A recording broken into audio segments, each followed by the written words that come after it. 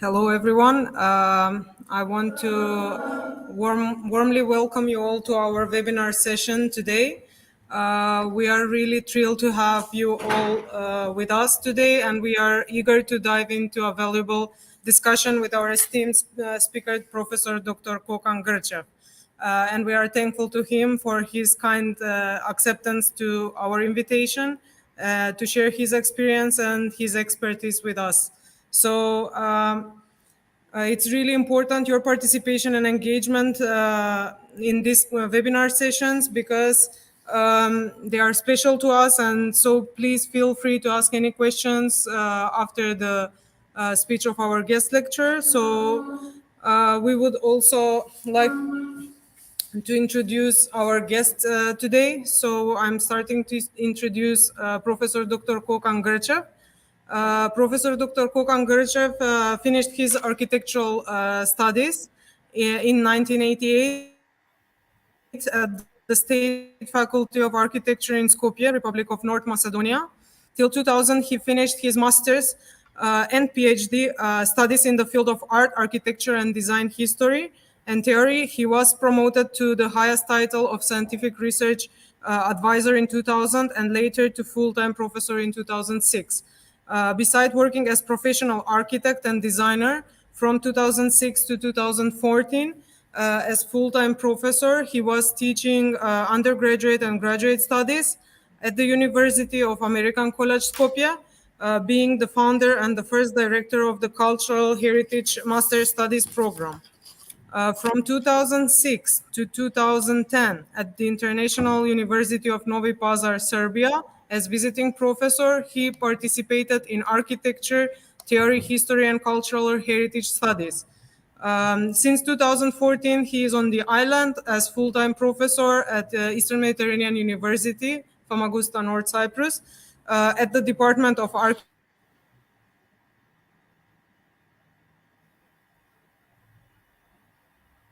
teaching courses, theory and philosophy of conservation and restoration, and architecture theory courses in the graduate and PhD programs. In 2016, he was an international expert nominee for Mies van der Rohe Award, Foundation Architecture Award. Currently, he is the board director of ISBE Research Center for the interdisciplinary studies in the built environment at Eastern Mediterranean Faculty of Architecture. His artistic profile can be traced back to 1991 when he became a member of National Association of Artists of Republic of North Macedonia. And since then, he realized numerous individuals as well as group exhibition presentations in varieties of geographies, art projects, and installations. His last exhibition was opened here in 2016 in the Twin Churches of Demole. So now I'm going to hand the platform to our guest speaker, and please enjoy the webinar. And thank you again, Hocam, for being here and accepting our kind invitation. Okay, it seems now the floor is all mine, I think. And thank you very much for your kind invitation. It is always my joy to participate in such an event, especially when all of our experiences are shared with the students that are the most valuable part of our community. And I'm always saying we are always here for them. And that's why sharing with them is always an opportunity to update ourselves, to be in line with everything, and to try to find a way how to update new questions, new dilemmas, and new horizons, let's say. So if my presentation is with you, I would like to start with it. If it's okay, if you give me just a sign that it's okay and everything is fine. Yes, everything is fine. Yes, we can see Okay. your presentation. Good. So let's start from the title and why I gave the title in a quest for decoding and metamodernism as an option, because we are living in times of wonders and miracles in which many values and many aspects of culture, art, architecture, design, every single part of our life become questioned in the post-pandemic era we are facing each other with the new dilemmas, with the new needs and the new, let's say, definitions of the mainstreams under which we need to go. So we have to decode the past. We have to decode even yesterday and today. So to set another rule, another set of rules that is going to bring us to a better options for tomorrow. So metamodernism seems to me like one of those escaping doors or one of those platforms that are going to be questioned today, and that's why it will be my pleasure to present it to you. So let's start with something quite fresh. So you know that sentence from the movies that what happens to Vegas stays in Vegas. But this time something happened to Vegas that touched the world, especially touched the world of architecture and jumped directly into the discussions of freshly updated philosophies in understanding space, users, architecture, elements, tools, technology, and everything else. On 29th of September, they opened the Big Sphere, and that Big Sphere is a new music and entertainment area in Paradise, Nevada, nearby Vegas. So this wonderful thing, I hope you are going to follow the video on the screen, is finally becoming something which is not a science fiction but the reality. I was expecting this to be a render, but it's not a render, it's something else. This is the real image of the building itself. This is the first appearance and the last appearance of the building, which is changing constantly in front of our eyes, continually changing the exterior and the interior of the building also. So someone's dream from centuries before became reality. And why this is important to happen in Vegas? Because this city somehow became the break point for understanding postmodernism, where postmodernism is going to be applied, including its later stages of development. And the final architecture miracle that stands in front of us is showing us exactly how technology, architectural concepts, architectural dreams, and architectural and designers' expectations are meeting in one building, in one place, giving a definition of the already given context in completely different way, in completely different manner. So it for itself it deserves a lot of attention and separate discussions that are opened by many aspects of this. So today we are going to try to open some of them, but being the freshly opened, it's 1 month since the building is operating, it is becoming quite a interesting update for us for this 19,000 seat auditorium, which have the world's biggest and largest LCD screens.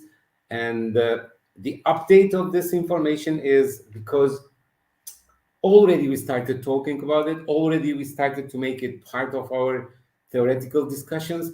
And the point is that when you read the comments, they're talking about dynamic visual feast of art and advertisement. So captivating the consumer's attention and then talking about image and form. There is no more form and function. There is no more minimalism. There is no more consumerism of some other typology.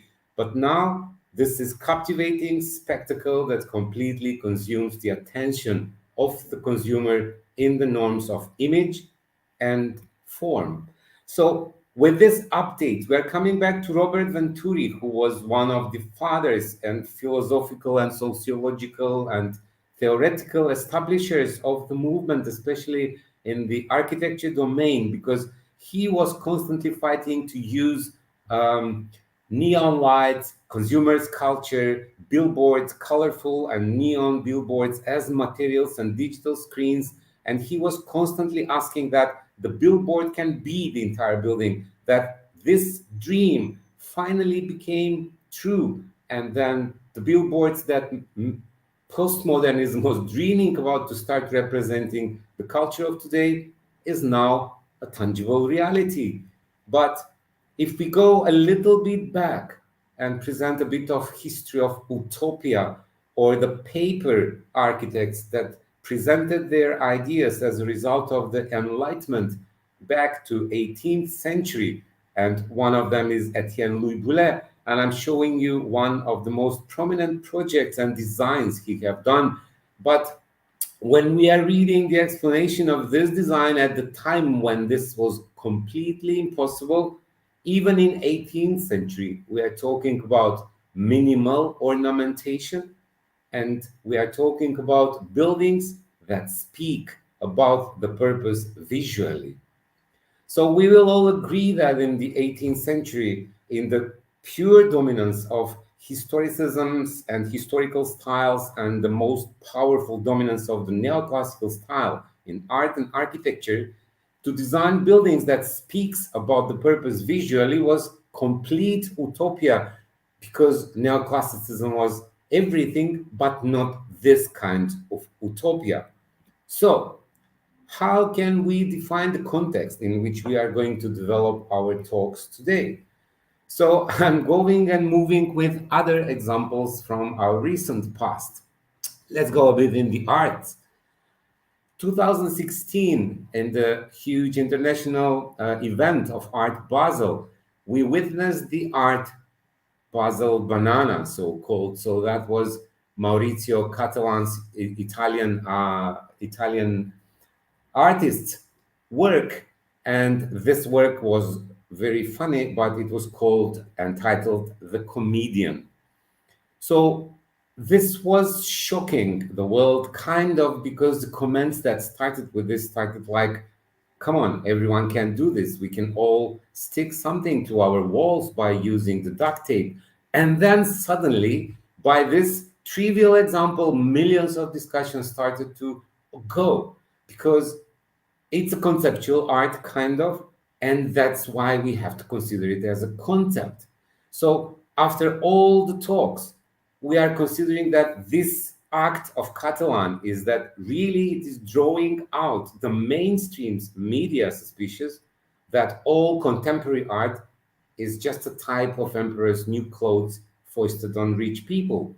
So this metaphor, which is quite strong, but I'm not convinced that is applicable 100% in this case, is bringing us to Andy Warhol's sentence a long time ago, who said, art is whatever you can get away with, probably.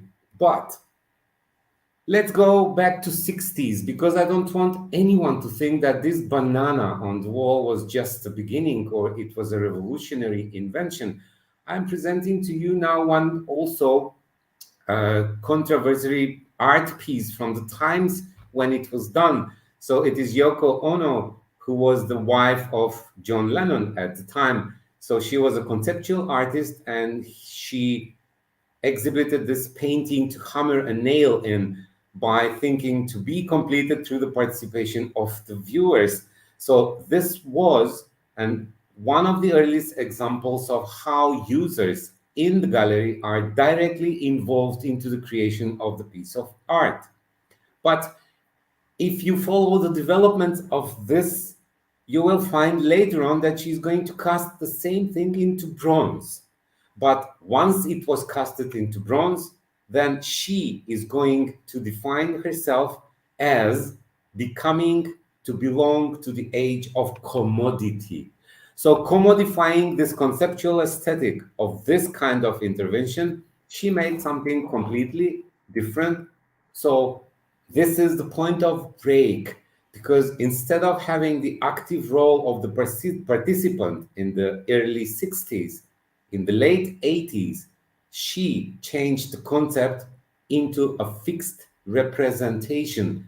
So now probably you can understand how the concept of the postmodernism influencing some kind of pluralities and liberal thinking about the conceptual approach into art and architecture at the beginning slightly tried and successfully evolved into a fixed representations, because out of the active role of the participant, fixed representation means something else. This is frozen reality. This is something which is not fitting the previous concept.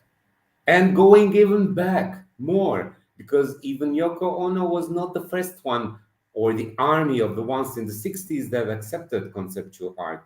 Maybe you all remember or saw Marcel Duchamp's Fountain Scandal from 1917. And these are the years of the early modernism being established in Europe and all over the world, being influencing art and architecture especially. So his intervention was notoriously submission of the porcelain urinal to an unjuried exhibition by the Society of Independent Artists in New York.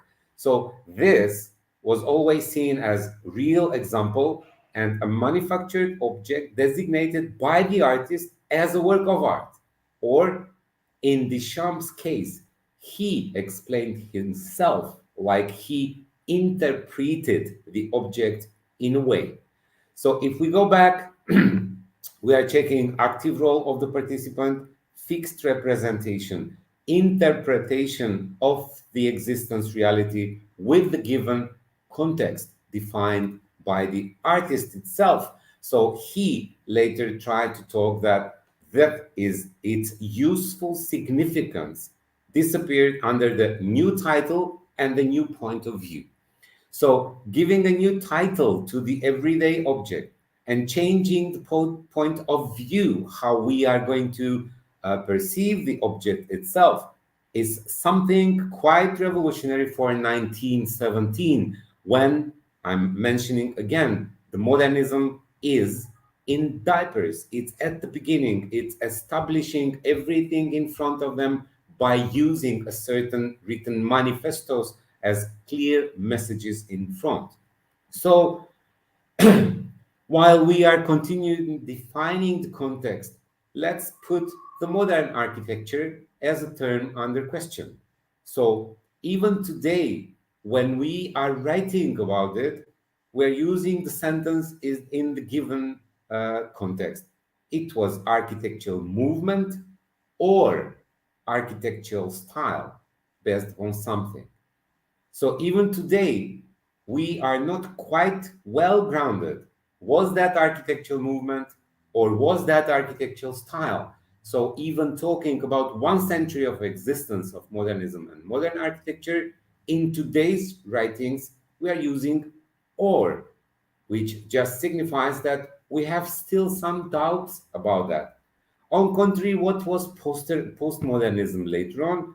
So it's a wide range now of cultural, intellectual movements emerging in the late 20th century, most of all as a reaction to the late modernism that appeared to be active in the second half of the 20th century and especially in the period after the Second World War. So postmodern architecture was always conceived as a critical response to modernist architecture in several domains that we are going to explore a little bit later. But somehow, this is a nice parallel. Whenever I'm trying to explain the difference in between Renaissance and Baroque, I'm saying Baroque was everything that Renaissance was not. So in this case, the history is repeated. So postmodernism is everything that modernism was not, because they embraced classical architecture, they embraced all the traditionalisms, and they tried to blend it with the modern elements so to create a quite unique structures. So that's how the postmodernism and the buildings belonging to that are characterized by this playfulness, by immense complexity and whimsy. So, postmodernism have some notes inside that are going to bring even the postmodernism to become late one. So we will see how we are going to get to that point and when this conquest of the terminology is ending up when the new door is needed to be opened. So postmodernism became completely pessimistic towards the modernism because going back to contextuality is completely opposing the impersonality of the modern architecture. Then the idea that modernism is ending the history definitely is going to be overpassed with all the works of the postmodern designers, architects, artists, or whatever. And then this interesting but very influential recognition of plurality and individuality instead of the so-called proclaimed monotony of modernism. So in postmodernism in art, we are talking about the same items because this reaction against the dominant modernist styles such as abstract expressionism, minimalism, and pop art was the postmodern art, which is rejecting all the traditional artistic conventions or the playfulness with forms, materials, meanings, and everything else. So in the late postmodernism, we are witnessing interesting persons because that's the time when movie becomes such an influencing factor into follow up of the philosophy and platforms and the grounding of postmodernism. So Jim Jarmusch is going to mark this culture of late postmodernism, especially in America, with his movies, when he is going to out loud say that nothing is original and you can steal from anywhere, but even and only if that resonates with inspiration or fuels your imagination. So the terminology that we're inventing, that we are putting in a list, like inspiration, imagination, fantasy, and all of that is going to bring us to define the new context and to ask ourselves where the story can begin. Again, from which point? So, in that sense, what can be understood as metamodernism? If you try to search for that, you will even find today the term of metamodern architect, which is explained like the first step in any change, breaking old thinking. But where is the hatch in this statement? When they're saying to break old thinking, the old thinking is not defined. So if it is not precise, if it's not emphasized, then breaking the old thinking within the metamodernism means to break everything that happened till yesterday, till 2 minutes before, which means that metamodernism is on the way to stay and to define itself on completely different standpoints. So if you go and search for that, you will find a lot of projects, a lot of portfolios of architects that are considered working under the umbrella of metamodernism today. And you can explore them one by one for sure, and you are going to enjoy, and you will be even surprised. But now the question is, how did we come there? Where are the beginnings, and or where is the beginning of this intensive criticism that was like a heavy artillery pointed towards the modernism?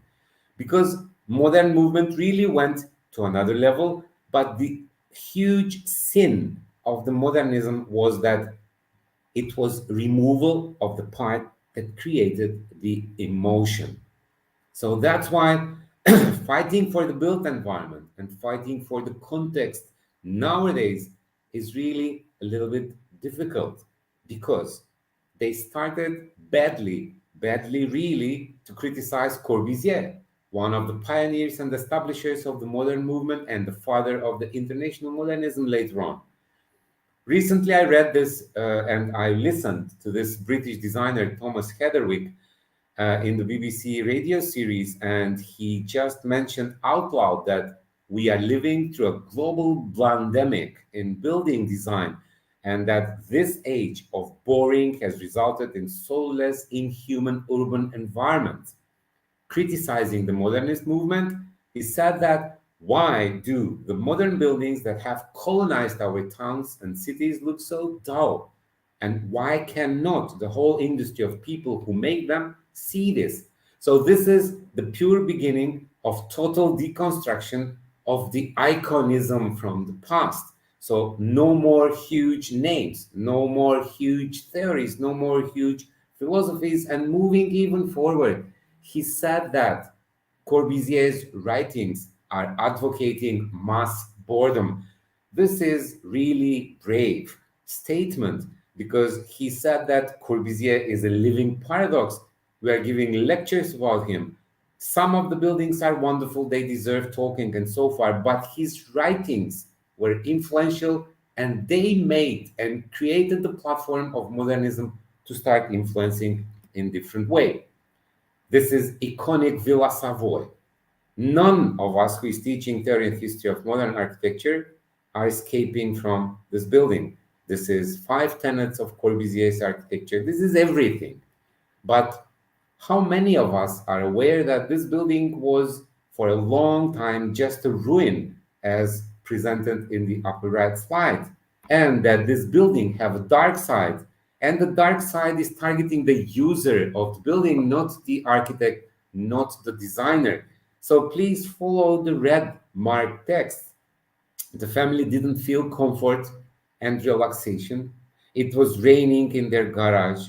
The design will create future problems in the construction. The house is moist and cold, suffering substantial heat loss due to the large glazing, and we are celebrating line windows and talking about them as the hugest invention in the history and theory of architecture. But these are the practical, user based comments. Later on, and these are the letters from the users, they are complaining. It's still raining in the hall. It's still raining on the ramp, on the walls. It's raining in the bathrooms. It is flooding in the bad weather. Nothing is as it's to be. And at the end, the family quit. And 1929, they proclaimed the building uninhabitable. This is our iconic building that we are teaching as a basis of modernism. So please, isn't this the time came to start pointing our finger towards the users for whom we are designing and thinking and arranging our interiors, our buildings, our spaces? So creating uninhabitable space, can it be accepted from today's perspective? Of course, it should not be. But we are talking about heroic times of modernism in 1929 and later, when the name standing behind was justifying, and they were the ones who were supposed to give lectures even to the users. And Frank Lloyd Wright was used to say, yes, my building is leaking, my roof is leaking, but don't forget, this is my roof and this is my design and this is my building. I don't believe that today someone is going to pay for such a thing. However, a little bit later, Corbusier will try to jump with the formula that the house is a machine to live in.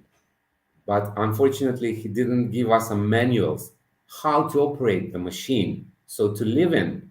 And at the time when this came, this became philosophy, but none was about to question it because it was coming from the icon, it was coming from the god of modernism, it was coming from the Corbusier himself. So that tower of authority is now done. Because what was in general the modern thought about? It was about transforming from abstract and contradictory notions into practical and complementary realities. So that is going to be misinterpreted, right interpreted, but the modern architecture will be born at that moment where those constructional activities will be drawn into the sphere of this intention and attempt. So if we want to compare graphically what was the time of modern and how the time of postmodern replaced it, these graphs, I think, are showing everything. Modernism was self-proclaimed as onwards, upwards, with inevitable progress, but postmodern never got its perfect translation because postmodernism created an image of sensitivity, plurality, complexity, and everything that modernism was not became a postmodern platform for understanding the new realities and the new, let's say, ongoing mainstreams in the societies. So just try to compare the bolded red terms. Since the modernist thought was about logic, reason, and science, the postmodernism was about relativism and pluralism. None of them was enough. and none of them is enough nowadays to create a new platform to deal and to understand the substantial values of the realities in which we are trying to educate first ourselves and then to practice whatever is given as a task to us. This is how come that the meta-modernism is going to be put on the table, so to question the meaning of the past, so to articulate the certain developments in the contemporary culture, because to be a collective desire for change and for something beyond the prematurely proclaimed end of history, because this was done before. So, what is metamodernism? How can we understand metamodernism? I will try very shortly to give some light to this term so to understand and to be capable of evaluating it all over again and thinking if it's going to be our possible gate to escape or we will be again trapped into misunderstandings and misinterpretations.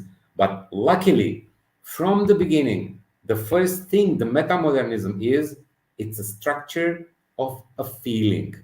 So just as the 60s were defining transitional period for the shift from modernism to postmodernism, metamodernism is a structure of feeling associated with sentiment that each of the debates were starting and so far. So with the full appreciation of everything that happened before, many young and prominent researchers and scholars are going to open the topic, and in 2010, these scholars, as Timotheus Vermeulen and Robin van der Acker, are going to publish the essay on the notes on metamodernism, and they try to define what we mentioned as a structure of feeling. They try to formulate it as a new sensibility, or dubbed metamodernism, oscillating between the aspects of modernism and postmodernism. Now, pay attention on the terminology again. So, metamodernism is not talking about values, is not talking about language, is not talking about movement or style. Metamodernism intends to talk about aspects of modernism and aspects of postmodernism with artworks and cultural artifacts, first of all, swinging between postmodern and modern polarities, and they will and they are allowed to search for enthusiasm, irony, hope, melancholy, knowingness, empathy, plurality, fragmentation, ambiguity. All of them are allowed to be investigated as aspects of this new coin of, let's say, inspirational one term that produced a lot of books so far, and all of them are about metamodernity, responding to the metamodernism, then metamodernism through historicity and affecting the time after postmodernism, then about how to listen to society, or metamodern as design. So this is suddenly becoming a field to explore, because we are clearly now understanding that if the postmodernism really was specified with deconstruction, irony, pastiche, relativism, and rejection of the grand or great stories and scenarios behind, then metamodernism is all about sincerity, hope, romanticism, affect, and the potential of reinventing the grand scenarios, grand narratives, good stories, and universal truths. So to learn from the past, but to create something which is not directly related with those proclaimed values and mainstreams. So that's why the metamodernism itself is not suffering for being a movement or being a style. So uh, it's not even a philosophy. It's not manifesto like modernism started. It's not manifesto like postmodernism started, because they are all based on books and theories written about them. So at one point, metamodernism is based on something else. So it is saying that it is more descriptive rather than prescriptive.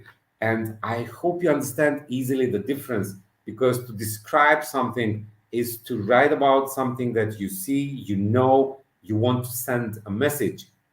But when you prescribe something, then you prescribe a medicine, which means you give the solution, which is not changeable, which is not uh, relevant to anything else but to itself. So, metamodernism is an open concept, open philosophy, ready to give a big scenarios and big stories instead of giving them as ready-made ones that are given to you, for which you don't talk, you just accept and apply. So, how can we investigate the existence of modernism in local or in architectures in general? If we change the prism on how we are going to see those examples, we are finding metamodernism not after postmodernism, because metamodernism is not fighting to become part of the timeline, but we find metamodernism as a possible solution how to read modernism and postmodernism through a different prism, through a different perspective from the third century, from the third decade of the 21st century. So there are few ideas that are ruining our world today. So postmodernism left us as a heritage this idea that plenty can go wild. And this going wild is making unrecognizable designs overloaded with millions of trillions of elements that doesn't have origin, doesn't possess original aesthetics, or standing behind any tangible concept. Or postmodernism also left us the architectural aesthetic, which is dictated by giant corporations and commodities. So this was inherited from international modernism. Postmodernism brought it to another level of absurd, but this is our architectural historical heritage of today, ending up with these kind of architectural creations for which even to start writing about them, you will have a problem because you don't understand the story behind. You cannot understand any narrative, any scenario. You cannot have any association. So to start talking about them, if you cannot have a feeling, the metamodernism is saying that that means that something is wrong. And production of these poor copies of modernism, which we are seeing them even in our own geography all around us, that are just borrowing elements of the language of the modernism and putting it together in a completely different way. So, is this justifying the modernism itself? It's not. Is this a real influence? It's not. It's just a formalism. It is just formal picking up arbitrary elements from here and there and trying to sell them as a concept. So, on one side, these ideas of the late postmodernism as ending with the end of history self-proclaimed. The problem is that architecture stopped growing, architecture stopped developing, and the architecture landscape became chaotic and non-recognizable. So where is the future? So where is the next exit? So development of institutions that is going to support is one thing, but the thesis statement is that postmodernism or modernism cannot longer become or being accepted as dominant ideology. This ideology is now in the name of metamodernism. And those two scholars, which I'm highly recommending to be checked in their works and what are they thinking about it, are really, really fruitful for facing us with the reality of the world outside. Because at the end, meta modernism means beyond modernism, and even between is enough complicated. But the most important is meta, which means more than, beyond. Meta modernism means beyond the meta, beyond the modernism, because it is about identity, it is about finding solutions and not accepting ready-made models as modernism and as postmodernism in some cases tried to convince us. Where is the possible answer of all these questions. So, being a philosophy of feeling, metamodern structure of feeling is based on this generational attempt of reconstruction, returning to the social and political engagement, raise of sincerity and seriousness in the approach.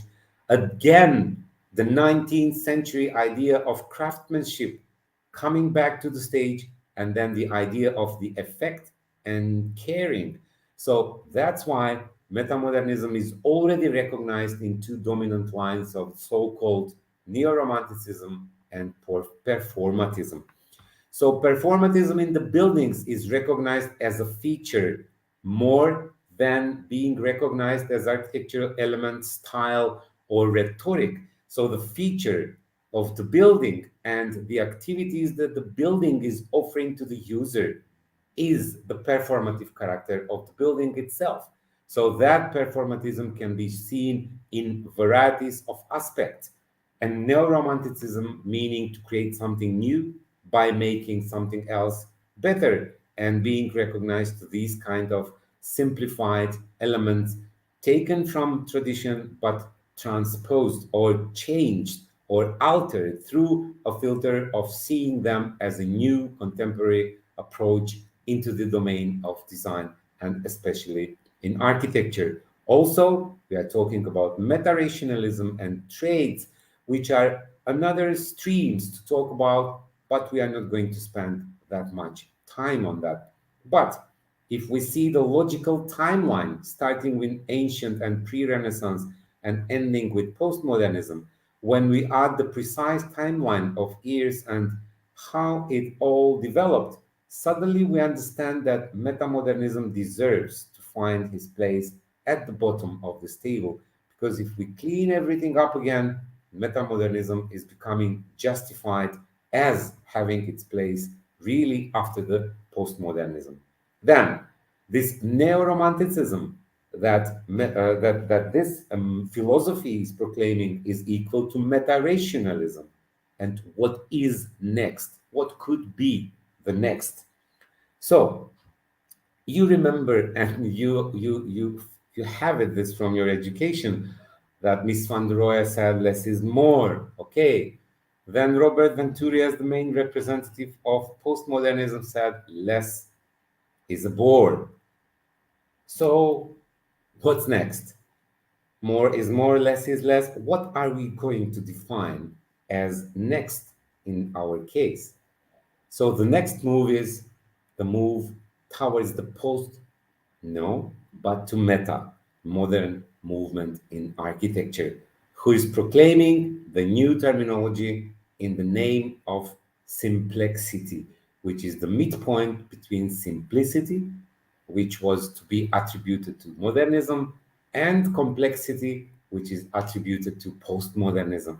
So this simplexity is dealing with clarity and richness, abstract and concrete, inside and outside reunited, and then talking about all the possible combinations and decoding of the postmodern complexity in architecture, translating it to metamodern complex combination of different elements as same as architecture as a whole coming from postmodern, becoming more clear message as metamodernism wants to see it.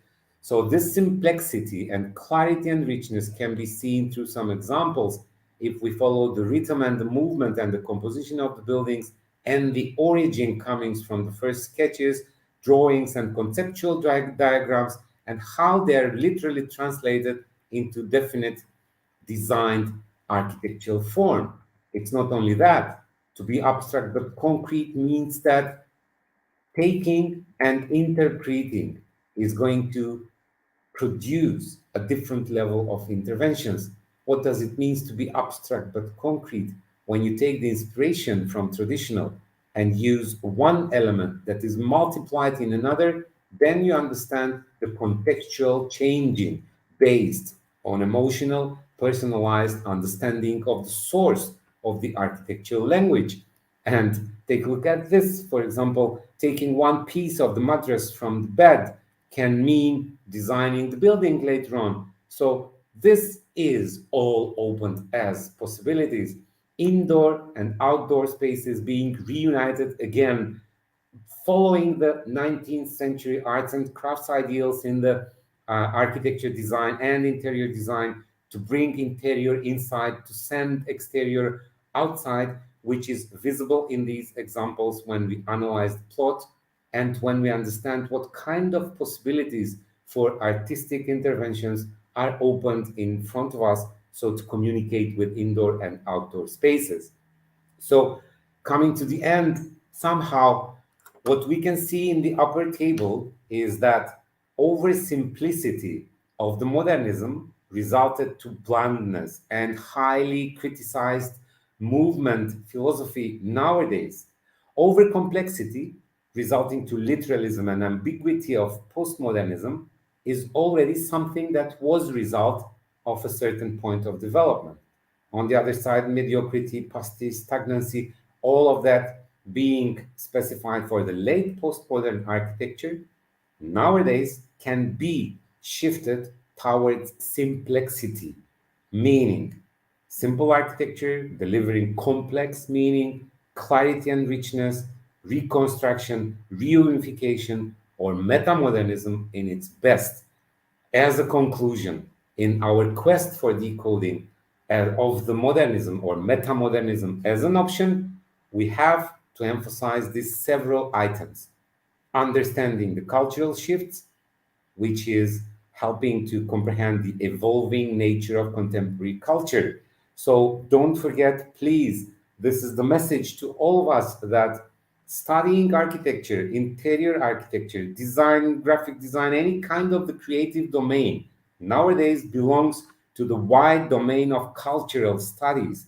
We have to find ourselves settled in, so to have and to be in touch with other multidisciplinary domains that are enriching our creative potential. That's why artistic exploration is second on that list, which lead to fresh, innovative forms of art and culture. So architecture is already conceived as part of the art domain. So that's why we are talking about art and culture as main phenomena.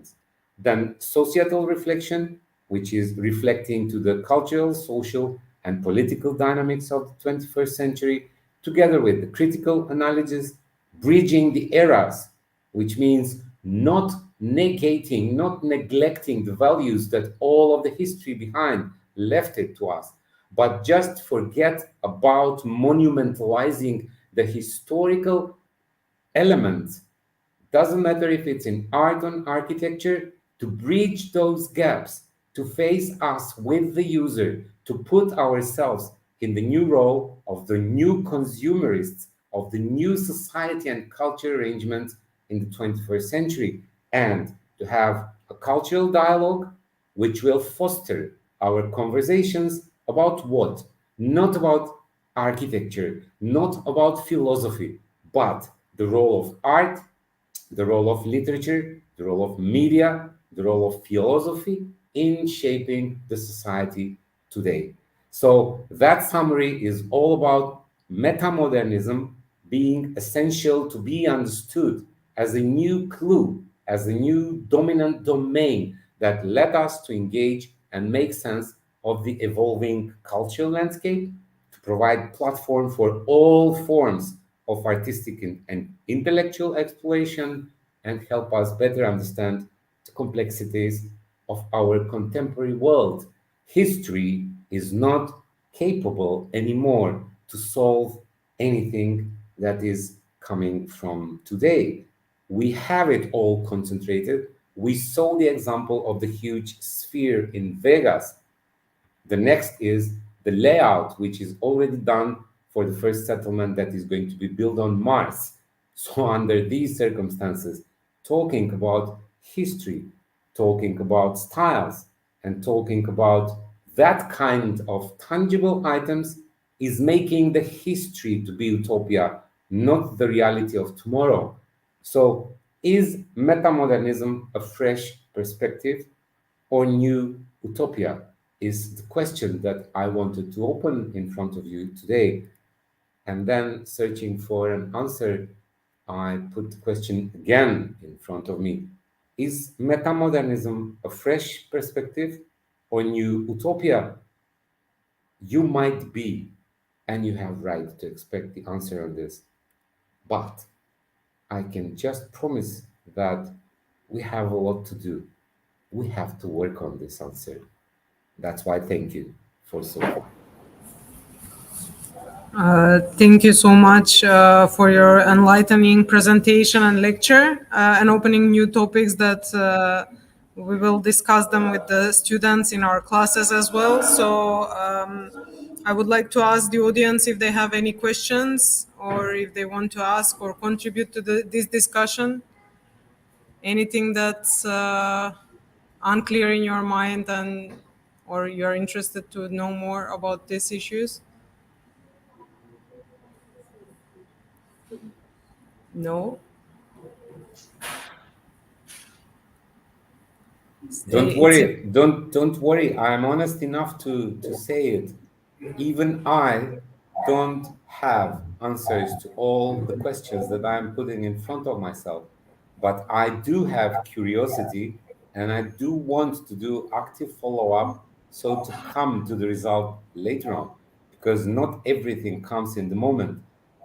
Need to face the process, to follow the procedures, to see the results, to analyze them, but never to forget that whatever we open our eyes towards, it's from this point towards something else, from this perspective towards the history, from this standpoint towards the future. No more, no more icons, no more brands, iconic brands, no more iconic names. Everyone can be criticized, everything should be criticized, and all of that for the benefit of the communities, for the benefit of culture of tomorrow, and the cultural benefits and results of our creative process of design that we are all participating with our knowledge and skills. Actually, I have one question. yes, please. The place of metamodernism. He said that we have modernism, postmodernism, and metamodernism is not continuum of these things.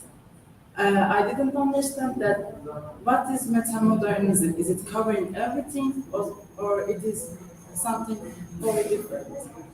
So basically, we have a question regarding to the metamodernism position. That diagram when you explain that it is between modernism and postmodernism. So it is unclear how it is in between those things. Well, it is in between those things because metamodernism is not trying to establish itself either as a manifest, philosophy, platform, movement, or style. Metamodernism is extended sensitivity of the contemporary reality towards everything. So, the last two huge bodies of history that we have at the back is the modernism, postmodernism, and late postmodernism. So that's why instead of saying no to any of these, metamodernism is taking the values from both of them and creating new set of sensitive values that are turned towards the 21st century and completely redefined user as a philosophy of approach, because modernism has its own understanding of the user, which was very arrogant.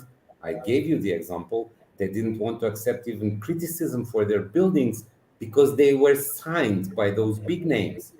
Postmodernism was the same. So, because it was criticism on modernism, it was almost impossible to criticize openly many of the items that happened with that. And remember that sentence that you can steal from anywhere, just put it in your own context. So, metamodernism is the new sensitive way of thinking about the creative process of doing values for tomorrow. So even I am not trying to put it in a definition of existence of a movement, school, or a style. Rather than that, I want to talk about metamodernism as phenomenon of today, which will have its theoretical and practical confirmations in the time which is in front of us. I don't know if this is clear enough.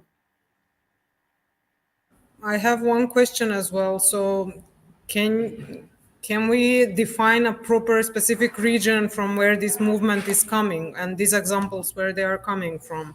No, unfortunately not, because that's one of the value. Metamodernism have global origin. Global origin means that the first theoreticians that mentioned metamodernism, they mentioned it in a domain of literature and social sciences, and afterwards we started to trace it throughout the other phenomena. Because not being aware about the globalized profile of the cultures today, you cannot establish any other new perspective towards the visual phenomena. So that's why the richness of metamodernism is with open definition, because geographically and culturally it belongs to everywhere. Everyone can put the standpoint out of there and develop their own mental map for understanding or improving any creative domain from their own culture. So that's why we can say that metamodernism have globalized origins.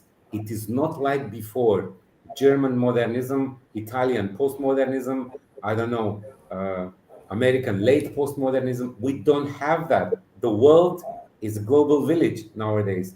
Information and technology is traveling with speed of light, so nothing is localized.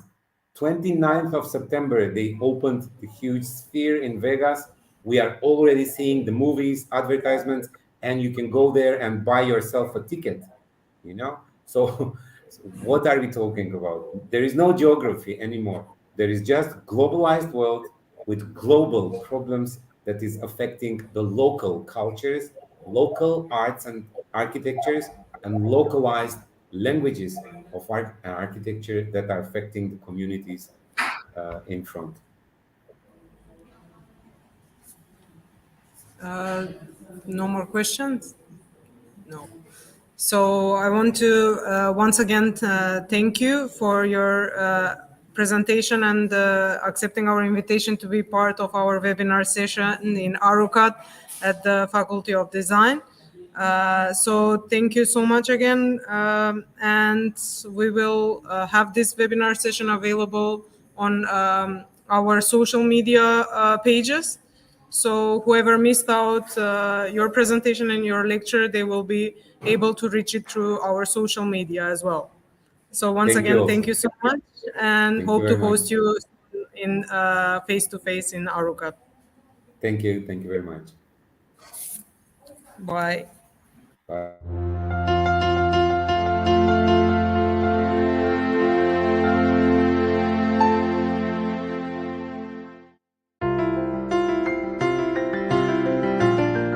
I didn't really have any expectations for the university. I was blinded by the opportunity to be there. I came to seize the chance to get into some place unique where only people like me exist. Well, I came from a different country, and the fact that I can combine my own culture with the culture that I see around me, with the architecture, the nature, and the people that I'm surrounded by, is what creates art, in my opinion. It's a little miracle of its own. I have this mindset, I have this idea, the inspiration that I can do something special.